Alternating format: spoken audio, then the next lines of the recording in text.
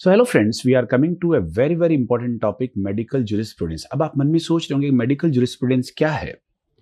Application of law, आपको law को apply करना मेडिसिन की प्रैक्टिस के समय। जब आप मेडिसिन की प्रैक्टिस करते हो तो आपको कुछ लॉ का ध्यान रखना है। तो आप कह सकते हो, क्या कह सकते हो, ये legal responsibility of A doctor, मतलब ये एक लीगल रिस्पॉन्सिबिलिटी डॉक्टर की है जो प्रैक्टिस ऑफ मेडिसिन, जब भी डॉक्टर साहब प्रैक्टिस कर रहे हैं उस समय उनको लॉ का ध्यान रखना है, क्या करना चाहिए क्या नहीं करना चाहिए। जैसे पेशेंट से कंसेंट लेनी चाहिए, कभी भी नेग्लिजेंस नहीं करना चाहिए। ये चीज होती है medical jurisprudence, legal responsibility practice के दौरान। तो हम प्रैक्टिस के दौरान की बात करेंगे। एमसीआई एक्ट 1956 में आया था। हालांकि ये एमसीआई एक्ट अब नाउ जो एमसीआई वो एनएमसी में चेंज हो चुका है। ओके, अब सर एमसीआई और एनएमसी के अंदर दो शेड्यूल होते हैं। फर्स्ट शेड्यूल वो डॉक्टर जिन्होंने अपनी एमबीबीएस डिग्री इंडिया में ली है, बहुत इजी बात, इंडियन मेडिकल ग्रेजुएट बोल सकते हो आप इसको। और वो डॉक्टर जिन्होंने एमबीबीएस डिग्री आउटसाइड इंडिया ली है, जिसको आप एफएमजी बोल सकते हो, foreign medical graduate. Second schedule foreign medical graduate का है, first schedule Indian medical graduate का है। दो हो गए। सर अब आपको कि मेडिकल एटिकेट्स क्या है। एटिकेट्स क्या है? कटसी, कटसी का मतलब helping nature.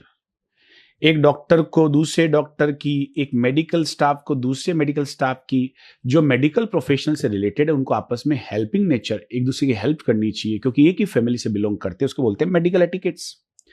Sir medical ethics क्या है? ये मोरल प्रिंसिपल है। जब आप मेडिकल प्रोफेशन में होते हो, एक डॉक्टर दूसरे डॉक्टर को डील करता है, एक डॉक्टर पेशेंट को डील करता है, और एक डॉक्टर का स्टेट, सोसाइटी और कंट्री के लिए क्या मोरल प्रिंसिपल है, उसको बोलते हैं मेडिकल एथिक्स। छोटी छोटी बातें सर। अब सर डॉक्टर कई बार बहुत गलत काम करता है, इस गलत काम को बोलते हैं सीरियस प्रोफेशनल मिसकंडक्ट या इनफेमस कंडक्ट, है ना। सीरियस प्रोफेशनल मिसकंडक्ट या इनफेमस कंडक्ट। और दोस्तों ये काम एक तो डिसग्रेसफुल है या डिसऑनरेबल है, ये निंदनीय काम है, इसको बोलते हैं professional misconduct, infamous conduct. Sir अब इस इनफेमस कंडक्ट के लिए आपको या तो वार्निंग नोटिस मिलेगा। ओके, अब मेरे सवाल ये आता है कि इनफेमस कंडक्ट की क्या जो लिस्ट दी हुई है आपकी बुक्स में वो कंप्लीट है क्या? नहीं, वो इनकम्प्लीट लिस्ट है। उस लिस्ट में कोई भी चीज ऐड हो सकती है। अब क्या क्या इनफेमस कंडक्ट है? पहला ए, पहले हम ए से ही बात करेंगे। ड्यूटी के टाइम एल्कोहलिज्म, शराब पी रहे हो, ड्रग एडिक्शन हो, गलत एडवर्टीजमेंट कर रहे हो, एसोसिएशन, अनक्वालिफाइड आदमी के साथ एसोसिएटेड हो आप, एडल्ट्री, एक्स्ट्रा मैरिटल अफेयर कर रहे हो, ए अबॉर्शन, क्रिमिनल अबॉर्शन में लिप्त हो आप। अगर ये 6 हैं, ए है तो इनफेमस कंडक्ट है। 6 ए हो गए। ए के बाद आ गया बी, ब्राइब, रिश्वत ले रहे हो। सी कवरिंग, कवरिंग का मतलब है आप किसी भी अनक्वालिफाइड आदमी को कवर कर रहे हो। डाइकोटमी, मेरा इंपॉर्टेंट सवाल आता है सर, डाइकोटमी, डाइकोटमी का मतलब क्या है? पेशेंट की फी को स्प्लिट करके आपने कमीशन में बांट दिया, आप एक नंबर के कमीशन खोर हो चुके हो। पेशेंट की फी को तोड़ा और आपने कमीशन में बांट दिया, इसको बोलते हैं डाइकोटमी। यूथनेसिया भी इनफेमस कंडक्ट हो सकता है अगर आपने लीगल नहीं किया हो। आप झूठे सर्टिफिकेट बना रहे हो, death certificate, birth certificate, insanity certificate झूठे बना रहे हो, और आप जी गिफ्ट, गिफ्ट ले रहे हो या गिफ्ट दे रहे हो, A B C D E F G, ये सारे के सारे इनफेमस कंडक्ट हैं। अब सर इन इनफेमस कंडक्ट में डिसिप्लिनरी कंट्रोल कैसे होगा?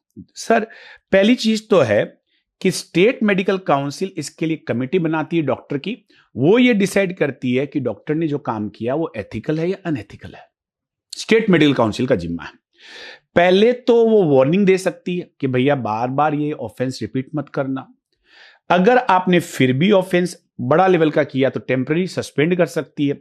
लेकिन सर अगर लगा कि आपका काम बहुत ज्यादा निंदनीय है तो वो सर प्रोफेशनल डेथ सेंटेंस या डॉक्टर का नाम मेडिकल रजिस्टर से हटा भी सकती है। इसी को हम पीनल इरेजर बोलते हैं, प्रोफेशनल डेथ सेंटेंस। आपका मेडिकल रजिस्ट्रेशन हटा दिया गया, अब आप डॉक्टर नहीं हो। सर अब सवाल ये उठता है कि इसके लिए अपील कहां कर सकते हो? आप सेंट्रल हेल्थ मिनिस्ट्री में अपील कर सकते हो। लेकिन सर एक बार का तो आपका काम तमाम हो गया। सर यूथनेसिया, ध्यान से सुनना दोस्तों, यूथनेसिया का मतलब होता है मर्सी किलिंग, पेनलेस डेथ। हालांकि सर पहली कंट्री नीदरलैंड थी, अदर कंट्री भी है, Belgium, Sweden, Luxembourg, Thailand. Sir euthanasia कब करते हैं? जब आपकी डिजीज टर्मिनल या इनक्योरेबल हो, जिसका कोई इलाज संभव ना हो। और सर ये article Indian constitution 21 right to life, मतलब आप जिंदा रहने के लिए आपका अधिकार है, उसके अगेंस्ट है ये 21। सर अब यूथनेसिया एक्टिव भी हो सकता है, पैसिव। एक्टिव क्या होता है? जब आप कोई ड्रग देके यूथनेसिया कर दो, जैसे phenobarbitone, thiopentone, insulin, potassium, opium, ये दे दो तो। पैसिव क्या होता है? अगर आप लाइफ लाइन जिस पे बंदा जिंदा है वो हटा दो, जैसे वेंटिलेटर और आईसीयू, ये हटा दो, ये पैसिव है। और सर इंडिया में पैसिव ही है, इंडिया में पैसिव ही है, बट इसके लिए आपको एक प्रोसेस को फॉलो करना पड़ता है। तो इंडिया में पैसिव है, यूथनेसिया लीगलाइज है।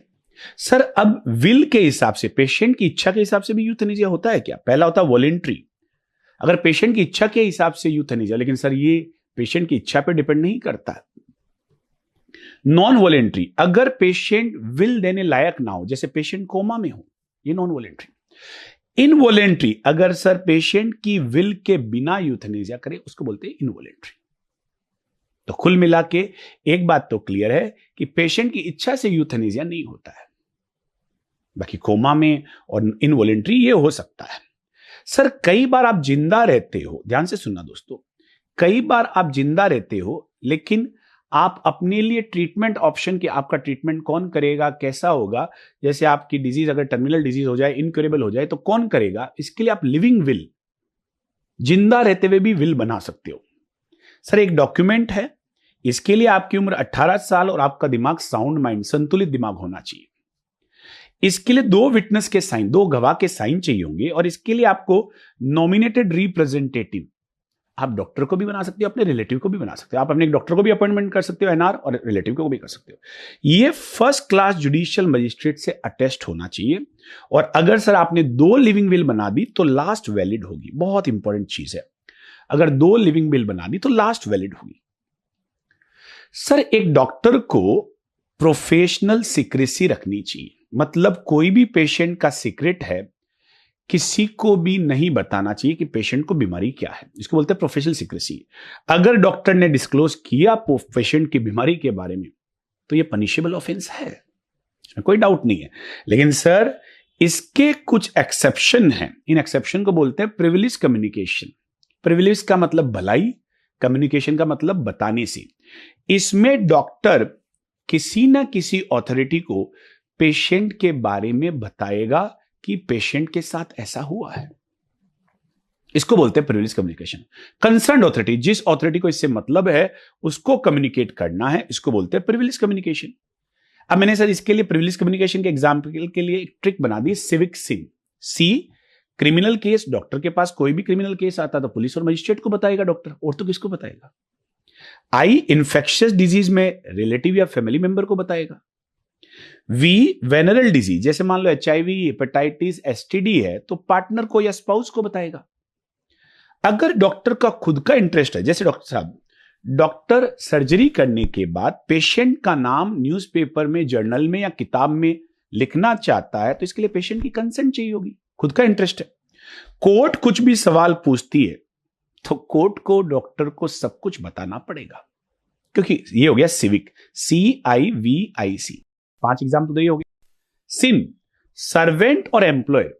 दोस्तों ध्यान से सुनना, सर्वेंट की ऐसी कोई भी डिजीज जो लोगों के लिए जान का खतरा हो, जैसे मैं एग्जांपल देता हूं, एक कोई ट्रेन ड्राइवर है और वो कलर ब्लाइंड है, तो आपको एज ए डॉक्टर ये बात ट्रेन डिपार्टमेंट को बतानी है। तो और पायलट है, पायलट को एपिलेप्सी है, तो डॉक्टर को बतानी है डिपार्टमेंट को, एयरलाइन डिपार्टमेंट को, कि भैया ये जॉब पायलट का और इसको मिर्गी के दौरे आते हैं, लोगों की जान के लिए खतरा है। इंटरेस्ट ऑफ पेशेंट, सर जैसे मान लो एक साइकोटिक पेशेंट है, उसको सुसाइडल टेंडेंसी है, तो पेशेंट के इंटरेस्ट के लिए बात रिलेटिव को या आप उसके फैमिली मेंबर को बताओ। नेग्लिजेंस, अगर डॉक्टर को मालूम है कि डॉक्टर से गलती हुई है, डॉक्टर को पेशेंट और रिलेटिव को बता देना चाहिए। और कुछ डिजीज नोटिफाइबल है, कोलेरा, प्लेग और पोलियो, इनको हेल्थ डिपार्टमेंट को बताना चाहिए। तो सिविक सिन, ये 8-9 एग्जाम्पल ऐसे हैं जिसमें एक डॉक्टर को पेशेंट के बारे में इंफॉर्मेशन कंसर्न अथॉरिटी को देनी है, इन्हीं को हम बोलते हैं प्रिविलेज कम्युनिकेशन। बहुत इजी सी बात। सर कंसेंट नाता है डॉक्टर और पेशेंट का, और ये इंडियन कॉन्ट्रैक्ट एक्ट 13 का पार्ट है 13, क्योंकि इसमें डॉक्टर और पेशेंट के बीच में कॉन्ट्रैक्ट हुआ है। जैसे मेडिकल एग्जामिनेशन में कंसेंट लेना बहुत जरूरी है, अदरवाइज ये असॉल्ट होगा। कोई भी प्रोसीजर हो, ब्लड ट्रांसफ्यूजन हो, उसमें भी कंसेंट लेना जरूरी है। विक्टिम एग्जामिनेशन में भी कंसेंट लेना जरूरी है, लेकिन एक्यूज के एग्जामिनेशन के दौरान कंसेंट लेना जरूरी नहीं है। कैदी से, प्रिजनर से भी कंसेंट लेना जरूरी नहीं है। अरेस्टेड, कोई भी अरेस्टेड आदमी अपने मेडिकल एग्जामिनेशन के लिए रिक्वेस्ट कर सकता है। मास इम्यूनाइजेशन में भी कंसेंट लेना जरूरी नहीं है। कॉन्ट्रासेप्टिव, स्टरलाइजेशन और आर्टिफिशियल इंसेमिनेशन में दोनों पार्टनर की कंसेंट जरूरी है। एक एक लाइन इंपॉर्टेंट। सर अब कंसेंट कितने प्रकार की होती है? सर अगर आपने कंसेंट वर्बल या रिटर्न दिए, मुंह से बोल के या लिख के दिए, तो इसको बोलते हैं एक्सप्रेस कंसेंट। ज्यादातर लोग यही देते हैं। लेकिन सर आपने अगर वर्बल या रिटर्न नहीं दी है, जेस्चर और एक्ट से, आपके हावभाव से और या आपके एक्शन से कंसेंट दिए। जैसे डॉक्टर एक पेशेंट का बीपी रिकॉर्ड करता है, तो डॉक्टर बीपी इंस्ट्रूमेंट के हाथ लगाता है और पेशेंट अपना हाथ दे देता है, ये इंप्लाइड कंसेंट है, हाव भाव से कंसेंट देना। लेकिन सर सबसे अच्छी कंसेंट है informed return consent. Informed return consent, अगर आप डॉक्टर इन्फॉर्म करे, लिख के दे, पेशेंट साइन करे, तो ये सबसे अच्छी कंसेंट है कि भाई मैं ये कर रहा हूं और आप इसके ऊपर साइन कर दो कि मैं ये कर रहा हूं। सर कई बार कंसेंट ब्लैंकेट होती है। ब्लैंकेट को हम ओपन और ब्लाइंड कंसेंट बोलते हैं। इसमें क्या होता है, कंसेंट एक बार लेते हैं लेकिन प्रोसीजर मल्टीपल कवर होते हैं। मैं एग्जांपल देता हूं आपको। आपका एडमिशन हॉस्पिटल में हुआ और आपने ब्लैंकेट कंसेंट ले ली कि हम कोई भी ट्रीटमेंट या कोई भी प्रोसीजर कर सकते हैं। सर ये ब्लैंकेट कंसेंट होती है, ये इंडिया में वैलिड नहीं है। इंडिया में आपको हर चीज की सेपरेट कंसेंट लेनी पड़ेगी। सब्स्टिट्यूटेड कंसेंट का मतलब है अगर आप कंसेंट नहीं दे पाते हो तो रिलेटिव और गार्जियन कंसेंट देते हैं, उसको बोलते हैं सब्स्टिट्यूटेड कंसेंट। बहुत इंपॉर्टेंट बात। सर बेस्ट कंसेंट जैसा कि मैंने बताया, रिटर्न इन्फॉर्म्ड कंसेंट ही बेस्ट कंसेंट है। सर अब एक सवाल ये उठता है कि फुल डिस्क्लोजर क्या है? एक डॉक्टर पेशेंट को सब कुछ डिस्क्लोज कर दे, पेशेंट को diagnosis, treatment, complications, follow up सब डिस्क्लोज कर दे, तो उसको बोलते हैं फुल डिस्क्लोजर। और एक डॉक्टर को पेशेंट को सब डिस्क्लोज करना चाहिए भैया, नाता ही ऐसा है। लेकिन सर इसका एक एक्सेप्शन है, थेराप्यूटिक प्रिविलेज। ये क्या है सर? इसके अंदर डॉक्टर, जैसे मान लो एग्जांपल देता हूं, एक पेशेंट है साइकोटिक और सुसाइडल टेंडेंसी का, क्या डॉक्टर को बता देना चाहिए भैया तेरे को सुसाइडल टेंडेंसी है? नहीं, ये बात उसको रिलेटिव को डिस्क्लोज करनी चाहिए। सर इन्फॉर्म्ड रिफ्यूजल, एक पेशेंट को राइट है कि वो मना कर दे कि मैं ये चीज नहीं चाहता, मैं ये इलाज नहीं चाहता, मैं ये एग्जामिनेशन नहीं चाहता, इसको बोलते हैं डॉक्ट्राइन ऑफ इन्फॉर्म्ड रिफ्यूजल। तो डॉक्ट्राइन ऑफ फुल डिस्क्लोजर क्या होता है, डॉक्ट्राइन ऑफ थेराप्यूटिक प्रिविलेज क्या होता है, फुल डिस्क्लोजर का एक्सेप्शन है थेराप्यूटिक प्रिविलेज, और डॉक्ट्राइन ऑफ इन्फॉर्म्ड रिफ्यूजल क्या होता है, तीनों लाइनें आपको आनी चाहिए। सर अब आप कह रहे थे इन्फॉर्म कंसेंट बेस्ट है, लेकिन सर हर बार इन्फॉर्म कंसेंट हम नहीं लेते। जैसे कोई इमरजेंसी कंडीशन होती है, उसमें कोई कंसेंट नहीं लेते, उसमें डॉक्टर बिना कंसेंट भी ट्रीटमेंट कर सकता है। थेराप्यूटिक प्रिविलेज, इसमें भी फुल डिस्क्लोजर नहीं होता, इसमें भी इन्फॉर्म्ड कंसेंट नहीं होती।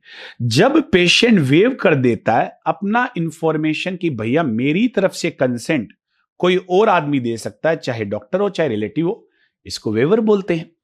मास इम्यूनाइजेशन में भी इन्फॉर्म्ड कंसेंट नहीं ली जाती। सर मेडिको लीगल ऑटोप्सी, इसके लिए पुलिस और मजिस्ट्रेट आता रिक्वेस्ट लेके, इसमें भी इन्फॉर्म्ड कंसेंट नहीं होती है। कन्विक्टेड प्रिजनर और एक्यूज के एग्जामिनेशन में भी इन्फॉर्म्ड कंसेंट नहीं है, क्योंकि हम बिना उसके कंसेंट के काम करते हैं। अब सर सवाल आता है doctrine of extended consent. Sir अगर कोई अनएंटिसिपेटेड सिचुएशन हो जिसके बारे में हमने कल्पना भी नहीं की और वो आ जाए, तो इसमें कंसेंट की आवश्यकता नहीं होती। ये हम एक्सटेंडेड कंसेंट मान लेते हैं कि हमें अनएंटिसिपेटेड सिचुएशन आ गई, हमें बिना कंसेंट आगे काम करना पड़ेगा, अदरवाइज दिक्कत होगी। सर लाइफ थ्रेटनिंग कंडीशन जैसे रोड ट्रैफिक एक्सीडेंट, इसमें कंसेंट की आवश्यकता नहीं है, कोई दिक्कत नहीं है। सर अगर फिजिकल एग्जामिनेशन के लिए कंसेंट की उम्र बोले तो 12 साल के बाद दे सकता है। सर्जरी के लिए आपकी उम्र 18 साल के बाद होनी चाहिए। सर मेडिकल नेग्लिजेंस या माल प्रैक्टिस क्या होती है? बहुत ईजी है सर। मेडिकल नेग्लिजेंस का मतलब है डॉक्टर या मेडिकल स्टाफ से गलती हुई है। सर यह गलती कुछ कारणों से हो सकती है। पहला, डॉक्टर स्किलफुल नहीं था, डॉक्टर ने केयर नहीं की, या डॉक्टर से ग्रॉस नेग्लिजेंस हुआ, या डॉक्टर ने जानबूझ के गलती की। और दोस्तों अगर 4D हो, पक्का दिमाग में बिठा लेना, अगर 4D हो तो पक्का मान लो कि डॉक्टर से गलती हुई है। पहला तो जिस पे आपने केस लगाया वो डॉक्टर साहब ड्यूटी पे थे। दूसरा सर, डॉक्टर की स्टैंडर्ड केयर और ट्रीटमेंट एब्सेंट था, मतलब डॉक्टर ने गलत ड्रग प्रिस्क्राइब कर दी। स्टैंडर्ड केयर और ट्रीटमेंट एब्सेंट था, उसको बोलते हैं डिरेलिक्शन। क्या बोलते हैं इसको? डिरेलिक्शन। दूसरा डी। अब इसके कारण डायरेक्ट कॉज से हुआ, मतलब इसी कारण से प्रॉब्लम हुई, डायरेक्ट कॉजेशन। और चौथा सर, डैमेज हुआ। ये 4D मतलब क्षति होगी तभी तो नेग्लिजेंस का केस लगेगा। अगर ये 4D मौजूद है तो डॉक्टर साहब के ऊपर केस लगेगा। अब सर ध्यान से सुन लेना, नेग्लिजेंस के दो हो सकते हैं, सिविल और क्रिमिनल। सिविल का मतलब है केयर और स्किल की कमी, लापरवाही हुई है। लेकिन सर अगर ग्रोस नेग्लिजेंस हो तो इसको बोलते हैं क्रिमिनल। सर सिविल में पेशेंट को ओनस ऑफ प्रूफ पेशेंट पे जाता है, पेशेंट को प्रूव करना कि डॉक्टर से गलती हुई है, जबकि क्रिमिनल में डॉक्टर को प्रूव करना होता है कि मेरे से गलती नहीं हुई है, ओनस ऑफ प्रूफ डॉक्टर पे जाता है। यहां पे मनी होती है सर, या मनी के साथ साथ 304A आईपीसी लगती है। हालांकि अब आईपीसी के अलावा दूसरा कानून आ गया तो यहां मनी भी देना होगा, कॉम्पनसेशन, साथ में आईपीसी या दूसरा कानून जो नया आ गया वो लगेगा। सर ये सिविल या कंज्यूमर कोर्ट में होता है, ये सर क्रिमिनल कोर्ट में होता है। सर एग्जाम्पल, आपने गलत एंटीबायोटिक लिखी, गलत प्रेस्क्रिप्शन कार्ड दिया, गलत ड्रग लिखी, ओवरडोज लिखी, उससे साइड इफेक्ट हो गया, ये सिविल है। लेकिन सर राइट लेग में गैंग्रीन था, आपने लेफ्ट लेग उड़ा दिया, ये क्रिमिनल है। शराब पी के सर्जरी की, बॉडी में स्वाब छोड़ दी, ये सब क्रिमिनल है। सर ये बहुत बड़े ग्रॉस नेग्लिजेंस है। अब सर कॉन्ट्रीब्यूटरी नेग्लिजेंस क्या होता है? कॉन्ट्रीब्यूटरी का मतलब डॉक्टर और पेशेंट दोनों का कॉन्ट्रीब्यूशन था। जैसे ट्रीटमेंट डॉक्टर ने लिखा, पेशेंट ने लिया नहीं, फॉलोअप पेशेंट ने किया नहीं, पेशेंट ने प्रॉपर ट्रीटमेंट लिया नहीं, फॉलोअप किया नहीं, पेशेंट ने प्रॉपर हिस्ट्री नहीं दी। सर ये कॉन्ट्रीब्यूटरी नेग्लिजेंस डिफेंस है सिविल केस के अंदर, सिविल केस के अंदर। और सर लेकिन इसमें एक बात ध्यान रखना, बर्डन ऑफ प्रूफ डॉक्टर पे ही जाता है, डॉक्टर को प्रूव करना होता है कि पेशेंट से गलती हुई है।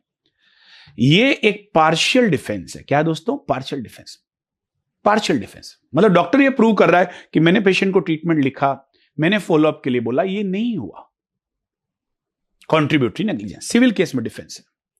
सर इसके लिमिटेशन क्या है? पहला लिमिटेशन है, ध्यान से सुन लेना, last clear chance of doctrine. अगर डॉक्टर के पास, ध्यान से सुनना दोस्तों, अगर डॉक्टर के पास लास्ट चांस था उसको ये इन्फॉर्म करने के लिए कि भैया अगर तूने ये ट्रीटमेंट नहीं लिया, ये ड्रेसिंग नहीं करवाई तो तेरे को इन्फेक्शन हो सकता है, तो इसके लिए जिम्मेदार कौन होगा? डॉक्टर। ये कॉन्ट्रीब्यूटरी नेग्लिजेंस का पहला पार्ट है। लास्ट क्लियर चांस डॉक्ट्राइन में डॉक्टर के पास लास्ट चांस था बट डॉक्टर ने फॉलो नहीं किया, डॉक्टर ज्यादा रिस्पॉन्सिबल है। लेकिन avoidable consequence doctrine, sir patient ने फॉलो अप नहीं किया इन्फेक्शन के बारे में बताने के बाद और पेशेंट ने डैमेज को एग्रेवेटेड कर दिया, तो इसमें ज्यादा जिम्मेदार पेशेंट होगा। पेशेंट ने डैमेज को एग्रेवेटेड कर दिया, डॉक्टर ने सब कुछ बताया, भैया फॉलोअप करना बहुत जरूरी है, तो ये सेकंड चीज है जिसमें पेशेंट ज्यादा जिम्मेदार होगा। इसको बोलते हैं अवॉइडेबल कॉन्सिक्वेंस डॉक्ट्राइन। सर अब आप सोच रहे होंगे कॉन्ट्रीब्यूटरी नेग्लिजेंस हो गया या अपने डॉक्टर से गलती हो गई, मेडिकल नेग्लिजेंस हो गया, तो क्या सर डॉक्टर के पास कुछ बचाव है? पहला बचाव नेग्लिजेंस के खिलाफ, डॉक्टर प्रूव कर दे कि मैं ड्यूटी पे नहीं था। दूसरा बचाव, डॉक्टर कह दे कि मेरी ड्यूटी डिस्चार्ज हो चुकी थी। तीसरा बचाव, थेरेपेटिक मिस एडवेंचर। ये क्या होता है? डायग्नोसिस या एक्सपेरिमेंट के टाइम, ट्रीटमेंट के टाइम, इन तीनों चीजों के टाइम डॉक्टर से कोई अनइंटेंशनल, एक्सीडेंटल या अनअवॉइडेबल कॉम्प्लिकेशन हो गया और डॉक्टर प्रूव कर दे कि साहब मैंने पूरा ध्यान रखा था फिर भी कॉम्प्लिकेशन हो गया, उसको बोलते हैं थेरेपेटिक मिस एडवेंचर। ये डिफेंस सिविल केस में भी है और क्रिमिनल केस में भी है, therapeutic misadventure. Error of judgement doctor prove कर दे। कॉन्ट्रीब्यूटरी नेग्लिजेंस अभी मैंने बताया, ये सिविल नेग्लिजेंस में आपका डिफेंस है। Sir res judicata, respect judiciary, अगर क्वेश्चन ऑफ नेग्लिजेंस आपका ऑलरेडी कोर्ट में डिसाइड हो चुका है कि किसने किया है या किसने नहीं किया है, तब आप इस क्वेश्चन को अगली हियरिंग में रेज नहीं कर सकते। आपका नेग्लिजेंस का क्वेश्चन डिसाइड हो चुका है, तो आपको जुडिशरी का सम्मान करना चाहिए। ये आपका रेस जुडिकेटा होता है, ये सिविल नेग्लिजेंस में डिफेंस है। रेस इंडिकेटा एक पेशेंट को केस फाइल करने के लिए 2 साल है, उसके बाद टाइम लिमिटेशन नहीं है डैमेज के इतने साल के बाद। अब सर मैं आपको कुछ डॉक्ट्राइन के बारे में बताता हूं जो बहुत इंपॉर्टेंट है। उसमें पहला है रेस इप्सा लोक्विटर। दोस्तों ध्यान से सुनना, रेस इप्सा लोक्विटर में एक्ट ऑफ ओमिशन भी है और lack of standard care and treatment भी है। मतलब ओमिशन का मतलब जो डॉक्टर को नहीं करना चाहिए वो डॉक्टर ने किया, और दूसरा डॉक्टर ने स्टैंडर्ड केयर और ट्रीटमेंट का प्रोटोकॉल फॉलो नहीं किया। जैसे स्वाब को सर्जरी के दौरान बॉडी में छोड़ दिया, तो डॉक्टर साहब ऐसी कोई भी चीज जो नेग्लिजेंस को प्रूव करती है, जो ये प्रूव करती है कि आपने एक्ट ऑफ ओमिशन जो नहीं करना चाहिए था वो किया और आपने स्टैंडर्ड केयर और ट्रीटमेंट फॉलो नहीं किया, तो दोनों चीजों का अगर संगम हो तो ये रेस इप्सा लोक्विटर है। और इसकी मेडिकल टर्मिनोलॉजी होती है थिंग्स और fact which speak for itself. ऐसी कोई भी चीज थिंग और fact which speaks for itself, ऐसी कोई भी चीज जो ये बयां करे कि डॉक्टर से गलती हुई है। मतलब मैं तो ये कहता हूं ऐसी कोई भी चीज है जो ये प्रूव करे कि डॉक्टर से गलती हुई है। अब आप स्वाब को बॉडी में छोड़ा तो ये 100% प्रूव है कि डॉक्टर से गलती हुई है। ये सिविल को भी प्रूव करता है, क्रिमिनल नेग्लिजेंस को भी प्रूव करता है। Res ipsa loquitur. Doctrine of common knowledge, doctor साहब इसमें मेनली एक्ट ऑफ ओमिशन है। एक्ट ऑफ ओमिशन का मतलब है सर आपने वो चीज नहीं की जो आपको करनी चाहिए। जैसे इंजरी का पेशेंट आया और आपने टीटी नहीं दिया, जैसे डिहाइड्रेशन का पेशेंट आया और आपने आईवी फ्लूइड नहीं दिया। ये रेस इप्सा लोक्विटर का एक टाइप है, लेकिन इसमें एक ही कंपोनेंट है एक्ट ऑफ ओमिशन। जो चीज आपको करनी चाहिए थी वो आपने नहीं की। Doctrine of common knowledge. Sir calculated risk doctrine ये क्या कहता है? Sir her method of treatment में थोड़ी बहुत अनअवॉइडेबल रिस्क होती है। आप ये मान के चलते हो जो डैमेज कर सकती है। आपने रीजनेबल केयर ली, लेकिन हर मेथड ऑफ ट्रीटमेंट में थोड़ी सी अनअवॉइडेबल रिस्क होती है। ये डिफेंस किसमें है? सिविल केस में। इसको बोलते हैं calculated risk doctrine. Sir novus actus interveniens क्या होता है? नोवस मतलब न्यू, एक्टस मतलब एक्शन, इंटरवीनिंग नया एक्शन इंटरवीन कर रहा है। मतलब इस एक्शन के कारण आपकी break of chain of event, आपकी चेन ऑफ इवेंट टूट गई। एग्जाम्पल, जैसे मान लो वाई ने एक्स को स्टैब किया और एक्स है ना हॉस्पिटल में एडमिट हो गया, लेकिन सर उसके बाद फ्लूइड, इलेक्ट्रोलाइट और सेप्टिसीमिया के कारण इसकी डेथ हो गई, डेथ हो गई। मतलब मारा तो वाई ने था स्टैब, लेकिन सर बाद में डेथ किसके कारण हुई? सेप्टिसीमिया, इलेक्ट्रोलाइट और इनके कारण। तो ये नया एक्शन जिसने इंटरवीन किया इसको बोलते हैं novus actus interveniens. Novus actus interveniens. Vicarious liability, doctor साहब विकेरियस लायबिलिटी का मतलब होता है लेट मास्टर आंसर, मालिक को जवाब देने दो, या सुपीरियर की हमेशा जिम्मेदारी होती है। जो मालिक होता है वो जिम्मेदार होता है, एम्प्लॉयर हमेशा जिम्मेदार होता है। जैसे मान लो मैं एग्जांपल देता हूं, एक फोर्टिस हॉस्पिटल है, उसमें एक डॉक्टर काम कर रहा है और डॉक्टर से नेग्लिजेंस हो गई, तो पहला जवाब फोर्टिस हॉस्पिटल देगा। आप एचओडी सर्जरी के हो और एक डॉक्टर से गलती हो गई, तो पहला जवाब एचओडी का, सर्जरी का एचओडी देगा। तो सर फोर्टिस हॉस्पिटल के अंदर डॉक्टर से गलती हुई तो फोर्टिस हॉस्पिटल एम्प्लॉयर है वो जवाब देगा। सर्जरी का हेड है, डॉक्टर से गलती हो गई तो आपका ये जवाब सर्जरी का हेड देगा। लेकिन सर इसमें 3 चीजें ध्यान रखना, एम्प्लॉयर और एम्प्लॉय रिलेशनशिप होनी चाहिए, कंडक्ट स्कोप या पावर के अंदर होना चाहिए, और आप जॉब में होने चाहिए। ये तीनों चीजें, आप जॉब में होने चाहिए, आपके ऊपर पावर होना चाहिए, एम्प्लॉयर और एम्प्लॉय का रिलेशनशिप होना चाहिए। मेडिकल माल अकरेंस, सर आपने पूरी मेडिकल अटेंशन और केयर ले ली, फिर भी एडवर्स ड्रग रिएक्शन या डैमेज हो गया, तो इसको बोलते हैं मेडिकल माल अकरेंस। सब केसेस में ऐसा हो जाता है। कंपोजिट नेग्लिजेंस, एक या एक से ज्यादा लोग जिम्मेदार हों नेग्लिजेंस के लिए, तो कंपोजिट। सर अगर कोई भी फिजिकल एजेंट जो डैमेज इंस्ट्रूमेंट हो या कुछ भी चीज हो, फिजिकल एजेंट के कारण, डैमेज इंस्ट्रूमेंट के कारण अगर आपको डैमेज हुआ हो, जैसे इंस्ट्रूमेंट के कारण हो गया, तो सर इसके लिए जिम्मेदार कौन होगा? मैन्युफैक्चरर। तो प्रोडक्ट लायबिलिटी क्या होती है? अगर कोई इंस्ट्रूमेंट उसके कारण डैमेज हो तो उसमें मैन्युफैक्चरर जिम्मेदार होगा, उसको बोलते हैं प्रोडक्ट लायबिलिटी।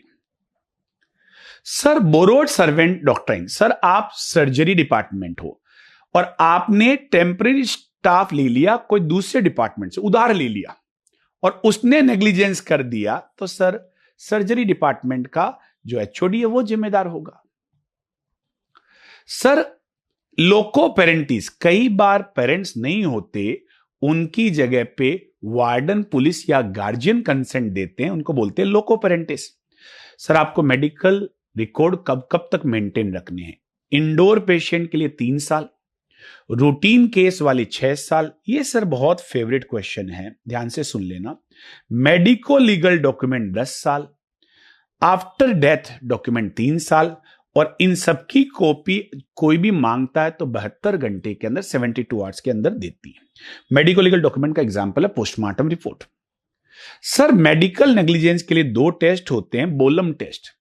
बोलम टेस्ट ये एक इंपॉर्टेंट टेस्ट होता है, ये कहता है कि अगर डॉक्टर ने, ध्यान से सुन लेना दोस्तों, अगर डॉक्टर ने आपकी प्रॉपर और एक्सेप्टेड प्रैक्टिस की है, ठीक है, it state the doctor has acted according to proper and accepted practice, उस हिसाब से की है। स्टैंडर्ड ऑफ केयर, डॉक्टर साहब स्टैंडर्ड ऑफ केयर, उसने कितना केयर किया है, ये जज उसकी ऑन पीयर, उनके साथियों से, उनके साथ वाले कोलीग से डिसाइड होगा, सीनियर कंसल्टेंट से डिसाइड नहीं होगा। ये कहता है बोलम टेस्ट कि अगर डॉक्टर साहब ने प्रैक्टिस प्रॉपर और एक्सेप्टेड की है तो उनका स्टैंडर्ड ऑफ केयर उनके साथ वालों से डिसाइड होगा, उसके सीनियर कंसल्टेंट डिसाइड नहीं करेंगे कि उन्होंने नहीं किया। यह है बोलम। अब आ गया इसका एक वेरिएंट बोलिथो, ध्यान से सुनना। बोलिथो लीगल असेसमेंट, वो नॉर्मल असेसमेंट था, ये लीगल असेसमेंट है, ये मॉडिफाइड बोलम टेस्ट है। ये कहता है कि defence and body of opinion, अगर मान लो डॉक्टर पे किसी ने आरोप लगाया है तो डिफेंस और body of opinion reasonable, responsible और लॉजिकल होनी चाहिए। याद करने का तरीका, बोलिथो लीगल असेसमेंट टेस्ट है।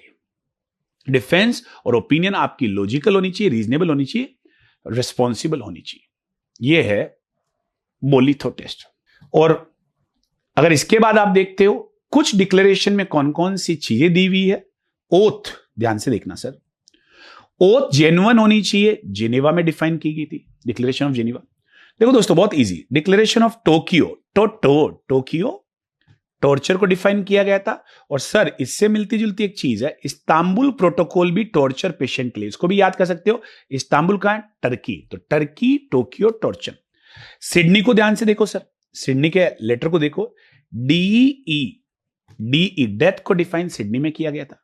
ओस्लो में डबल ओ आया हुआ है, तो डॉक्टर साहब थेरापेटिक अबॉर्शन में भी डबल ओ आया, थेरापेटिक अबॉर्शन को ओस्लो में डिफाइन किया गया था। और हेल्सिंकी को देखते हो तो ह्यूमन एक्सपेरिमेंटेशन वहां डिफाइन किया गया था। वेनिस इलनेस, टर्मिनल इलनेस को वेनिस में डिफाइन किया गया था। लिस्बन राइट ऑफ पेशेंट और राइट ऑफ ट्रीटमेंट, आपके ट्रीटमेंट के क्या क्या अधिकार है, पेशेंट के क्या क्या है, वो लिस्बन। माल्टा